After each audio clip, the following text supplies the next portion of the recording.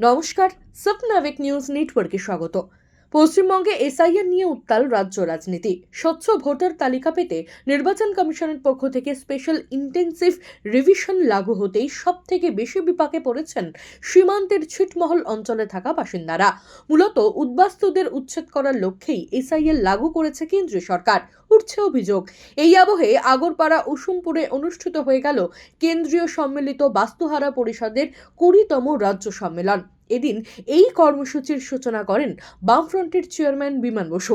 সাংবাদিকদের মুখোমুখি হয়ে কি বললেন তিনি, শুনব।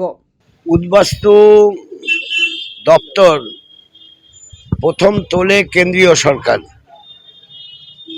মানে সর্বশেষ উদ্বাস্তু ও পুনর্বাসন দপ্তর যেটা ছিল দিল্লিতে, তার যিনি মন্ত্রী ছিলেন তিনি হচ্ছেন মেহেরচাঁদ খান্না।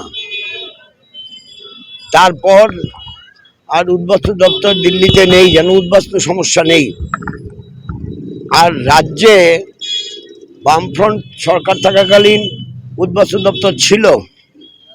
তৃণমূল সরকার আসার পর উদ্বাস্তু সমস্যার সমাধান হয়ে গেছে বলে মনে করছে। এবার 20তম সম্মেলনে তারা কেন্দ্রীয় সরকারের কাছে 8 দফা দাবি পেশ করছে এবং রাজ্য সরকারের কাছে 16 দফা দাবি পেশ করছে।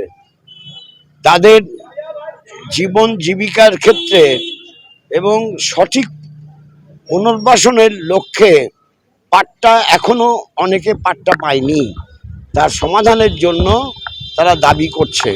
ফলে এই রাজ্যের যে এই 20তম সম্মেলন, এই সম্মেলন সেই অর্থে গুরুত্বপূর্ণ। বাংলাদেশ থেকে ভারতবর্ষে চলে আসা শরণার্থীদের মূলত রাখা হয়েছিল উদ্বাস্তু কলোনিতে। তবে এসআইআর লাগু হতেই নিজের নাগরিক প্রমাণ করা কার্যত দুর্বিষহ হয়ে উঠেছে তাদের ক্ষেত্রে। বিজেপির দাবি এনআরসির মাধ্যমে নাগরিকত্ব প্রদান করা হবে তাদের। তবে কেন্দ্রীয় সরকারের এই প্রস্তাবে বিন্দু মাত্র ভরসা নেই কারোর।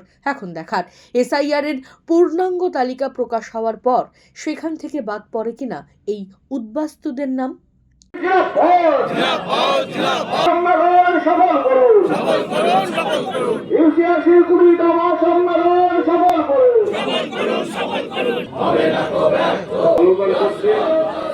অভ্যর্থনা কমিটির সম্পাদক অনির্বাণ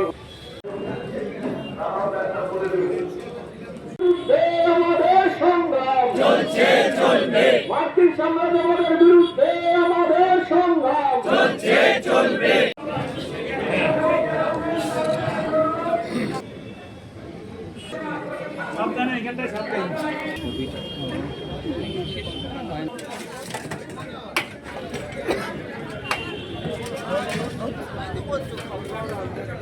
চন্দন সেনগুপ্ত ও শ্যামল পালের রিপোর্ট, স্বপ্নাবিক নিউজ। সমস্ত খবরের আপডেট পেতে লাইক করে সাবস্ক্রাইব করুন স্বপ্নাবিক নিউজ। সেই সঙ্গে বেল বাটন প্রেস করতে ভুলবেন না। আপনাদের একটা সাবস্ক্রিপশন আমাদের জন্য অত্যন্ত মূল্যবান।